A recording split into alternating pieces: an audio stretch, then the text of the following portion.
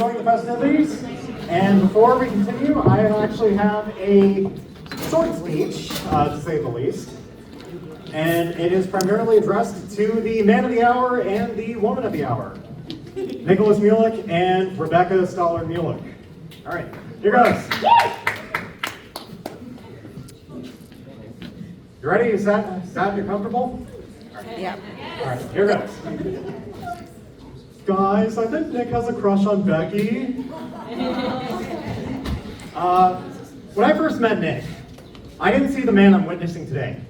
I saw a very shrimpy guy. Like, I was familiar with all the tropes in middle school and high school, like the jock, the popular girl, the nerd. Nick looked like the idea of nerd. Right down to the sports goggles, the high-pitched nasally voice, and the ridiculous appearance. Believe it or not, he was actually shorter than me, like about yay tall. He and I rarely spoke until he met my buddy Garrett in high school, and then we just kind of, things snowballed from there. Then on our school trip to DC, my mom and Nick's mom got to know each other well, and roughly around the same time, Nick and I became genuinely good friends. Rather than how I met your mother, in this case it would be how my mother met your mother. Our future was seeded. We have the most spirited discussions about the world, particularly political debates. Sometimes I deliberately drag the argument on, even after internally conceding, just for kicks. And I still do to this day. But the one positive about this is Nick got me to think critically about my stances on certain subjects, which was the catalyst for my own journey, and helped me see the light on a lot of stuff. In 9th grade, Nick, Garrett, and I collaborated on AP Human Geography, our first and worst experience with an AP course, thanks to our teacher walking out on us halfway through the semester to adopt a kid, and our substitute being just as clueless as the rest of us. Thankfully, the subsequent APs I shared with Nick and Garrett were much better experiences, and we were such good friends at that point that class never felt laborious in the slightest. We also did a couple of extracurriculars together, like Science Olympiad and drama. In the former, my mom and Nick's mom dragged Nick kicking and screaming to do Science Olympiad, while I was too tired from kicking and screaming the past 3 years. We got 8th place in some event or another. Mrs. Mulick's gonna kill me for not remembering which event it was, considering... Remote sensing. Yes. I can remotely sense that that was the event. Yes. Considering we were in 9th grade, and 9th graders hardly won anything in Science Olympiad, that was a feat and a half.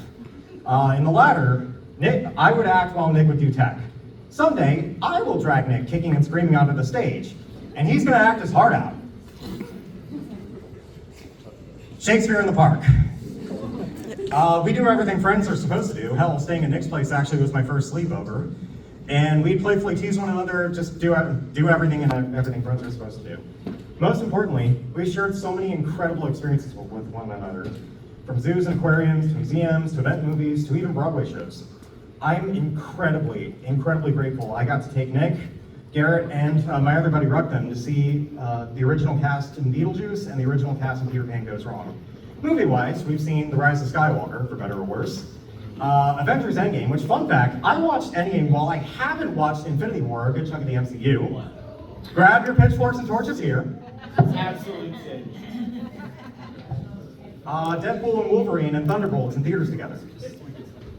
The biggest thing I'm grateful for is, even when we are living our own lives and fulfilling our own responsibilities, partaking in shared D&D sessions, or Dungeons & Dragons, for those who are not nerds. No matter what eldritch horrors I come up with for my characters, the fact that they haven't kicked me out yet for all the impressions I've done, with my main campaign character's voices just being goofy, Plankton, Homer Simpson, greetings, my good man. Might I trouble you for a drink? SpongeBob, gotta get in tough physical condition for today, Gary. And Kronk, oh yeah, it's all come together. Hey, I've dealt a lot of psychic damage through those impressions alongside some cursed monologues. I'm gonna tell you about the most magical place in the whole world, doggy heaven. Speaking of psychic damage, it is a fruitless endeavor getting Nick to partake in cursed memes or watch cursed media. Basically media that's so bad it's good or just so surreally bonkers. I've tried getting Nick to watch some of the worst movies out there. I've specifically tried to get him to watch the Star Wars Holiday Special, or the 2000 Dungeons and Dragons movie, to his everlasting horror. In return, he'd pull Eldritch enemies out of his hat to horrify the rest of us, like his unironic enjoyment of pineapple on pizza, or his never-ending Stellaris rants. I would always take one for the team, even when nobody asked me to, since logically, if I talked about these horrible films so often, I may as well truly appreciate how bad these are on my own. The Star Wars Holiday Special, the 2000 Dungeons and Dragons movie, which luckily my other buddy Rectum and I both saw in full and laughed our asses off at that film. Garrett saw half of it, and he commended the film for having the most realistic portrayal of a dwarf out there. A mythical dwarf, not like a little person. And some bonus atrocities, like Cats 2019. I gave live updates for the Star Wars Holiday Special and Cats, and I can't believe I genuinely got angry that stuff either got cut for copyright reasons, like the cartoon and the Holiday Special, which, for those who don't know, was the first canonical appearance of Boba Fett or the Jefferson Starship scenes, or Cats' litany of bad decisions and directorial misfires.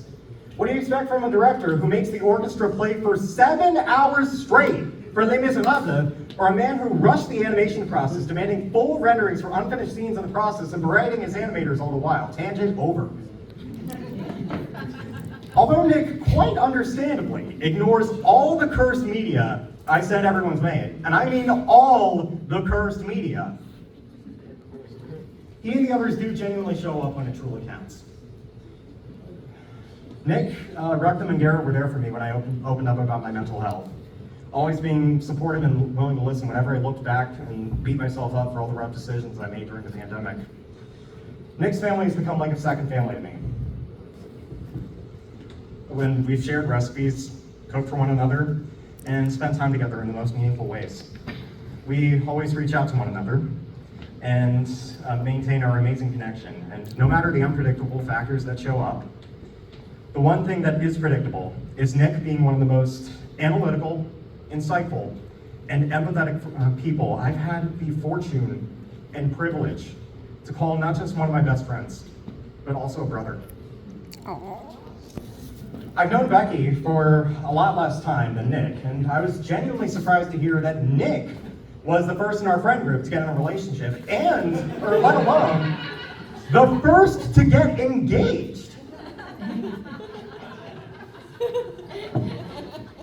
I have never seen a couple who complement each other as perfectly as Nick and Becky. Nick is a firebrand. Becky is the voice of reason. Nick is the kind of person who stays at the Micro Center past closing time, desperately trying to take apart and put back together his computer. Becky is the kind of person who waits patiently in the car while we're all playing D&D together. To quote Ruckman, poor Garrett was trying to end our campaign, and Nick is out here deconstructing his computer with Micro Center, while Becky was staring daggers through the car window. Nick is the kind of person to not even fill out his LinkedIn profile with basic information, even so much as plonking down a profile picture. Becky's the kind of person to have the basics sorted out. To quote Garrett and Ruckman, you have to employ the element of mystery to intrigue employers. I agree with Garrett. You gotta keep them guessing. Nick's excuse is that he forgot his login information. I did. Right. But I did though. And I'm not Shamukra Gupta at all. This is a case of mistaken identity. I'm actually his evil twin, Ortimas Atpug.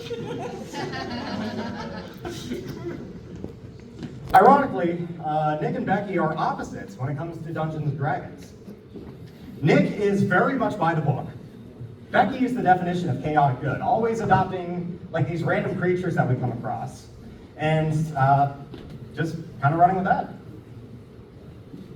Both of them are the kind of people who build good careers for themselves, finish school strong, juggle all these different factors, and through it all, create amazing, amazing lives together. If Becky can tolerate Nick's love for pineapple on pizza or his never-ending Stellaris rants, anything is possible. I wish you two all the happiness in the world. A lifetime of love, laughter, and fulfillment. You both are amazing, through and through. And if everyone's willing to raise their glass.